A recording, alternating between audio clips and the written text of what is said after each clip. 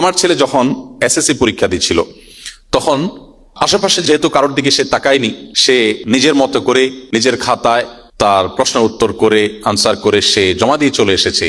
তার আশেপাশে থাকা সহপাঠীরা, বন্ধুরা, এমনকি তার টিচাররা বলা বলে শুরু করতে লাগলো যে তুমি ডানে বামে তাকাও না, কাউকে দেখতে দাও না, নিজে কারোরটা দেখো না, এভাবে কোনো পরীক্ষা হয় নাকি? অর্থাৎ টিচার নিজেই অবাক যে কিভাবে এটা সম্ভব, এত ভালো কি ভালো? ব্যাপারটা এরকম যে এত ভালো কি ভালো। আমি আমার সন্তানকে বলে দিয়েছি এবং আমাদের স্নেহভাজন যারা থাকে তাদেরকে আমি বলি সব সময় যে তোমাদের পরীক্ষায় কি ফলাফল করলে এটা নিয়ে আমার খুব বেশি আগ্রহ নেই। অবশ্যই তুমি ভালো ফলাফল করার চেষ্টা করো, সেই জন্য আমি তোমাকে উৎসাহ দিই, বাট এটা নিয়ে আমার খুব বেশি মাথা ব্যথা নেই। আমার বেশি মাথা ব্যথার জায়গা হলো তুমি সততার জায়গায় অনড় থাকবে। পরীক্ষায় ভালো ফলাফল করতে পারলাম কি পারলাম না, এটা তো একটা পরীক্ষার বিষয়। এখানে আরেকটা হিডেন পরীক্ষা আছে, সেটা হলো আমি সততার সাথে পরীক্ষা দিতে পারলাম কিনা। পরীক্ষা দিতে গিয়ে আমি অসৎ কোনো উপায় অবলম্বন করলাম কি করলাম না, এটা আরেকটা পরীক্ষার ব্যাপার। আমি যদি আমার পরীক্ষায় ভালো ফলাফল করতে নাও পারি, কিন্তু আমি আমার পরীক্ষায় সততার পরীক্ষায় উত্তীর্ণ হই, তাহলে আমি আসল পরীক্ষা উত্তীর্ণ হয়ে গেলাম। আমার মানসিক শান্তির জায়গাটা নিশ্চিত হয়ে গেল যে আমি আমার নৈতিক পরীক্ষা আমি উত্তীর্ণ হয়েছি।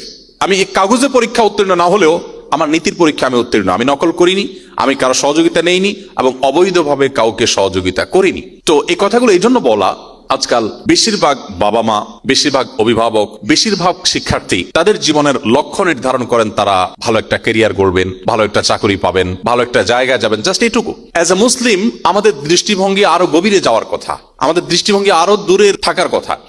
একজন মুসলিম হিসাবে আপনাকে অবশ্যই লক্ষ্য করতে হবে যে আপনি যে জাগতিক জ্ঞান অর্জন করছেন, আপনার প্রতিটি লাইন, প্রতিটি শব্দ যে আপনি পাঠ করছেন, একজন মেডিকেল স্টুডেন্ট হিসাবে আপনাকে অসংখ্য শব্দ মুখস্থ করতে হয়, অসংখ্য পড়া মুখস্থ করতে হয়, অসংখ্য থিওরি আপনাকে রপ্ত করতে হয়, অনুধাবন করতে হয়, বুঝতে হয়।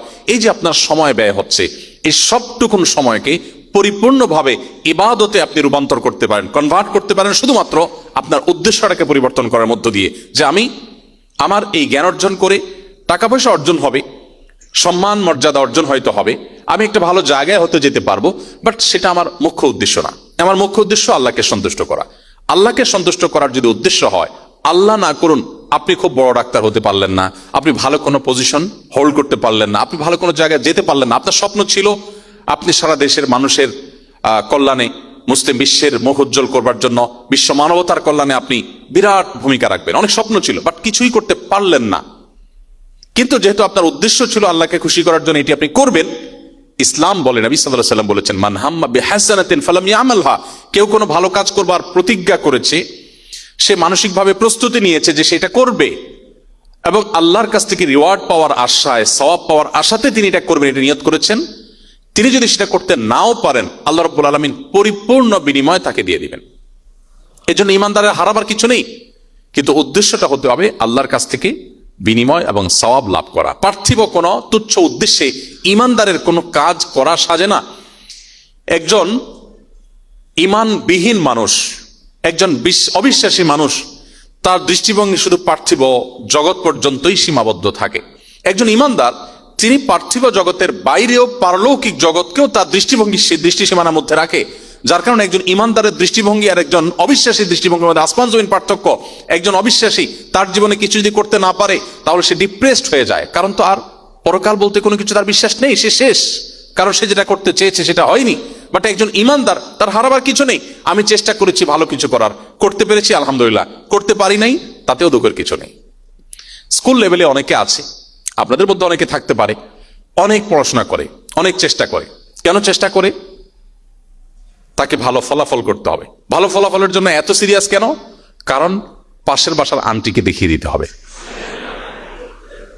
কারণ সে আন্টিটা সকাল বিকাল এসে আপনার মাকে মাথাটা নষ্ট করে, তার ছেলে হান করেছে, তার মেয়ে তান করেছে, তো এই সমস্ত কথা আপনার মা আবার আপনাকে শোনায়, আপনার বিরক্তির কারণ হয়।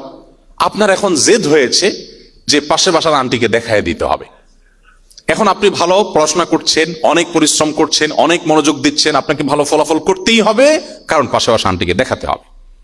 আচ্ছা, এখন আপনি অনেক চেষ্টা করলেন, অনেক পড়াশোনা করেছেন, পড়াশোনা করে পাশে বাসার আন্টিকে দেখাতে পারলেন না। আল্লাহ না করুক আপনি পরীক্ষা ভালো ফলাফল করতে পারলেন না, কি হবে এবার?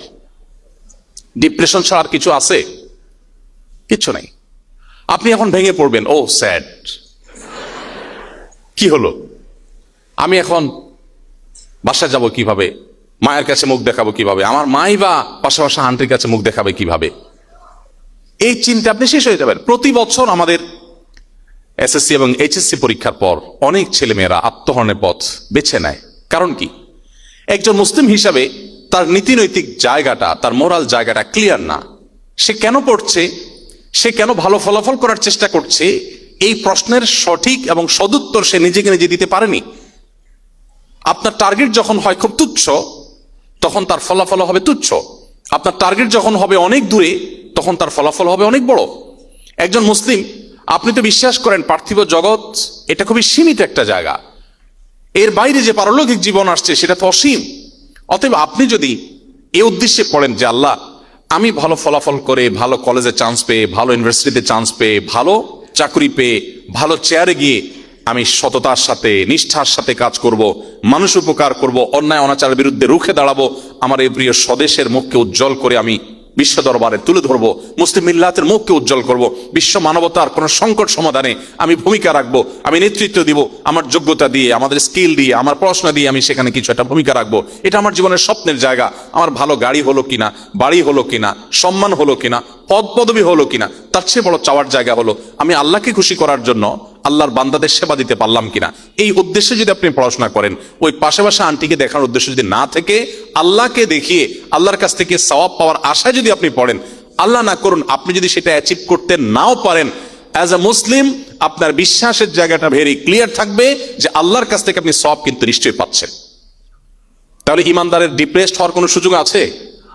জাস্ট এই কারণে আল্লাহ তাআলা বলেছেন, ওয়ালা ইয়াইআস মির রাউহিল্লাহি ইল্লাল কওমুল কাফিরুন, আল্লাহর রহমত থেকে অবিশ্বাসী ছাড়া কেউ নিরাশ হতে পারে না। ইমানদার কখনো নিরাশ হওয়ার সুযোগ নেই।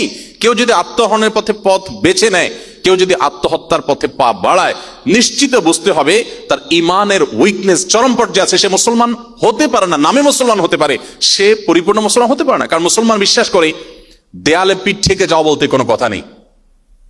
মুসলমান বিশ্বাস করে দেয়ালে পিঠ ঠেকা বলতে কোনো কথা নেই। পৃথিবীর সমস্ত উপায় উপকরণ শেষ হয়ে গেলেও একজন মুসলিম হিসাবে আমি বিশ্বাস করি আমার আল্লাহ রাব্বুল আলামিন সকল অসম্ভবকে সম্ভব করতে পারেন। পারেন কি পারেন না? তাহলে আমার ডিপ্রেশনের কোনো কারণ নেই। আমার ভরসার জায়গাটা এখনো আছে। আমি শেষ মুহূর্ত পর্যন্ত চেষ্টা করব। এমন কি আমি যদি হেরেও যাই, ইমানদারের দৃষ্টান্ত হলো হাতির মতো, মরলেও লাখ, বাঁচলেও লাখ।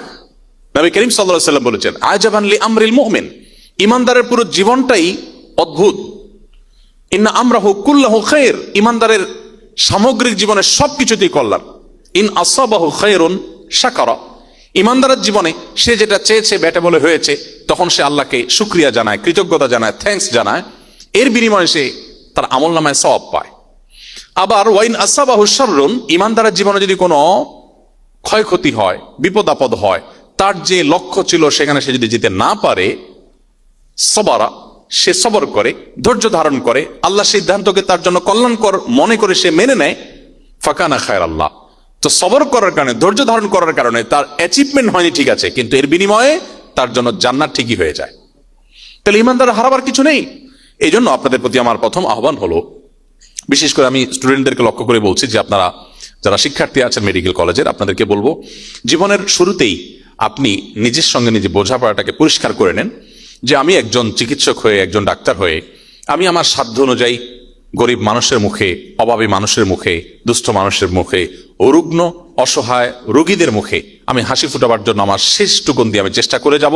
এবং অনেকে এরকম ভালো উদ্দেশ্যে কাজ করেন কিন্তু তিনি মুসলিম নন, কিন্তু আপনি এজ এ মুসলিম আপনার বিশ্বাসের জায়গাটা থাকবে প্রত্যেকটা মানুষ উপকারের বিনিময়ে আমি আমার আল্লাহর কাছ থেকে বিনিময় আমার আমলনামায় যুক্ত হবে, সেটা আমি লাভ করব আখিরাতে, দুনিয়াতেও এর বিনিময় আল্লাহ তাআলা আমাকে দিবেন।